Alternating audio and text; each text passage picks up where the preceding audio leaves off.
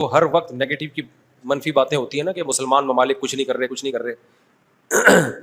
عرب نے مل کے 3 دفعہ اسرائیل سے جنگ لڑی ہے, تینوں جنگوں میں شکست ہوئی ہے, اور وجہ شکست کی یہ ہے کہ پیچھے امریکہ سپورٹ کر رہا ہے. تو کیونکہ اسرائیل سے لڑنے کا مطلب ہے کہ امریکہ سے لڑائی ہے, اس وجہ سے شکست ہو جاتی ہے. تو وہ 3 دفعہ لڑ کے بیٹھ چکے ہیں, اب کیا کریں ہم. ہونا یہ چاہیے اگر تھوڑا سا بارڈر کھول دیں نا تو پوری دنیا کے مسلمان پیدل ہی اسرائیل کو فتح کر کے آ سکتے ہیں. اتنی بڑی تعداد میں مسلمان ہیں اور ان میں جانے کا جذبہ بھی ہے کہ تھوڑا سا بھی راستہ, تو یہ پیدل ہی ہوتے ہوتے اتنی بڑی تعداد ہے تو یہ 8-10 کروڑ تو ویسے ہی چلے جائیں گے. اسرائیل پہیاں فتح کر کے آ جائیں گے. لیکن بات یہ ہے کہ جانے نہیں دیتے, راستہ نہیں ہے, راستہ کھولا ہوا تھا مجاہدین کے لیے. تو اس بیس پہ اسرائیل نے آدھا مصر پہ قبضہ کر لیا, سمجھ رہے ہو. تو جب مصری ہاتھ سے نکل گیا ان کے, تو ایسا گچھی پکڑی ہے نا چاروں طرف سے. تو اب دیکھیں آگے ہوتا کیا ہے, اللہ خیر کرے.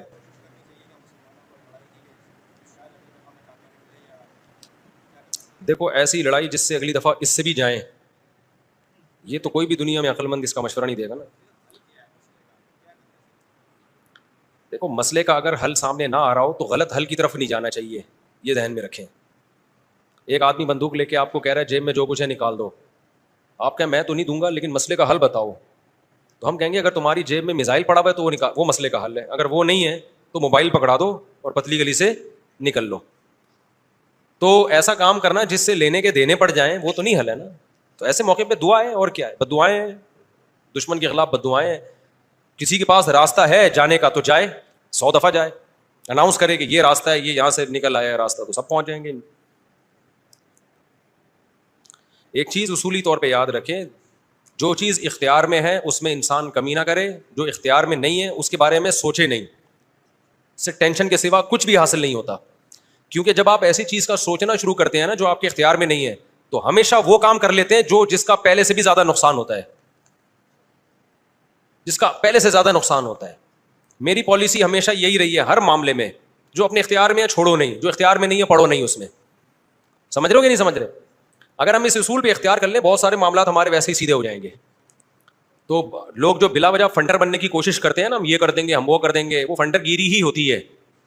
ایک یوٹیوب پہ اور بلکہ اس پہ ٹک ٹاک پہ ایک بندہ آ رہا ہے, لڑکا بڑے غصے میں بیٹھا ہوتا ہے, یہ مولوی کچھ نہیں کر رہے, اسرائیل میں یہ ہو گیا, فلاں جگہ یہ ہو گیا, یہ یوں نہیں کر رہے, یوں نہیں. میں نے دفعہ کمنٹ کر دیا کہ تو کیا کر رہا ہے بھائی بیٹھ کے, تو بھی تو کچھ کرنا. کہہ رہا میں اکیلا کیا کروں, یہ مولوی کریں گے تو میں کروں گا. بھائی یہ مولوی تو کچھ نہیں کر رہے. وجہ اس کی ہے کہ مولوی کہتے ہیں ہم کیا اکیلے کیا کر سکتے ہیں, گورنمنٹ جب تک نہیں کرتی. تو جو دلیل مولوی دے رہے ہیں وہی دلیل آپ بھی دے رہے ہو کہ یہ مولوی چونکہ نہیں کر رہے تو میں اکیلا کیا کر سکتا ہوں. تو بات یہ کر آپ بھی نہیں رہے. یہ باتیں کرتا ہوا وہ اچھا لگتا ہے جو میدان جنگ میں جا رہا ہو اور لڑ رہا ہو اور دو بدو فائر ہو رہا ہو اور جہاد کر رہا ہو اور کہہ رہے دیکھو مولوی کچھ نہیں کر رہے اور میں یہاں بم رکھ کے آ رہا ہوں وہاں پہ اور شہید ہو رہا ہوں میں سب کے سامنے.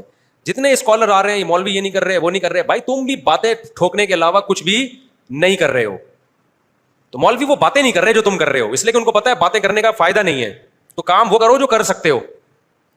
سمجھتے ہو کہ نہیں سمجھتے؟ ایک خاتون نے اپنے شوہر سے کہا نا کہ سوئٹزرلینڈ جانے پہ کتنا خرچہ ہوگا, میں سوچ رہی ہوں کہ ہم سوئٹزرلینڈ چلتے ہیں, کتنا خرچہ ہوگا؟ اس نے کہا بالکل بھی نہیں. اس نے کہا کیوں نہیں خرچہ ہوگا؟ اس نے کہا سوچنے پہ کوئی خرچہ نہیں, سوچ ہی رہی ہو نا سوئٹزرلینڈ جانے کا. تو وہ بات کرنی چاہیے جو عملی دنیا میں ممکن ہو. اور دوسری بات یہ کہ علماء یا جو بھی بڑے لیول پہ جو لوگ ہوتے ہیں وہ بہت کچھ اندر اندر کر رہے ہوتے ہیں. وہ پرلے درجے کے بے وقوف ہوں گے اگر وہ عوام کو بتا کے کرنا شروع کر دیں, بڑی حماقت کی بات ہوگی. بہت کچھ اندر اپر لیول پہ حکومتوں سے رابطوں کی کوشش ہو رہی ہوتی ہے, حکومتوں کو سمجھایا جا رہا ہوتا ہے, حکمرانوں کو حل دیے جا رہے ہوتے ہیں.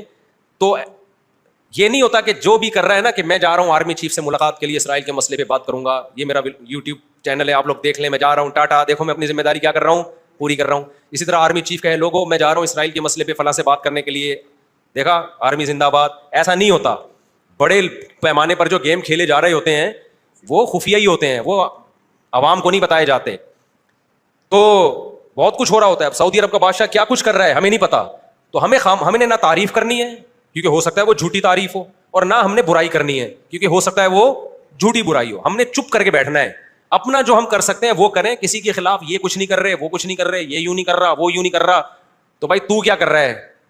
تو بھی تو یہی کر رہا ہے کہ وہ کچھ نہیں کر رہا تو یہ کچھ نہیں کر رہا تو وہ کچھ نہیں کر رہا, اور یہ تو بھی تو یہی کر رہا ہے. تو اس سے بہتر ہے کہ تو بھی کچھ نہ کرتا. کیا خیال ہے؟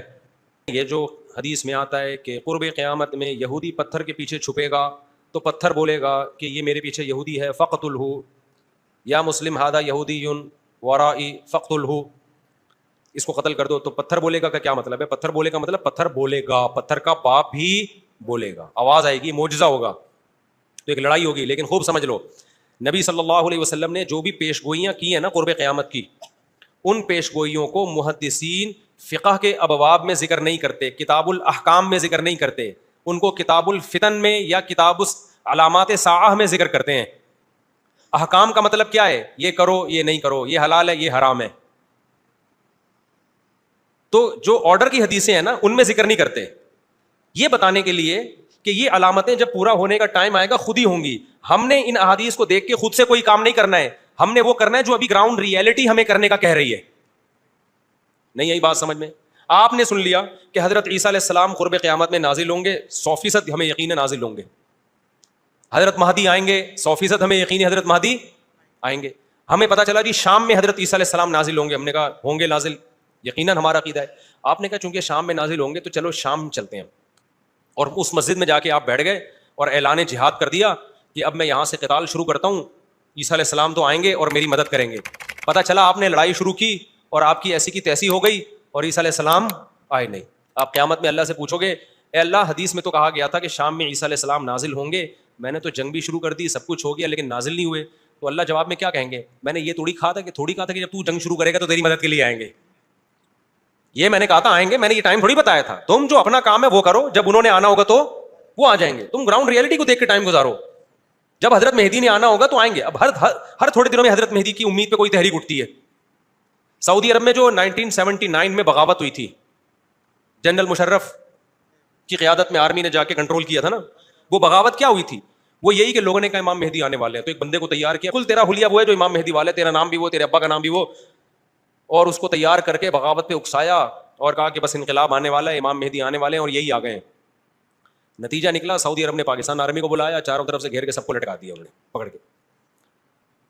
تو اب وہ اللہ سے قیامت کے دن کہے کہ اللہ امام مہدی تو آنے والے تھے. اللہ کہیں گے میں نے کب کہا کہ ابھی آنے والے تھے؟ ٹھیک ہے نا. تمہیں زمینی ایک مضبوط ریاست ہے، ایک حکومت ہے، پرامن حکومت ہے، آپ بیت اللہ میں اس کے خلاف بغاوت کر رہے ہو یار، جہاں خون بہانا منع ہے.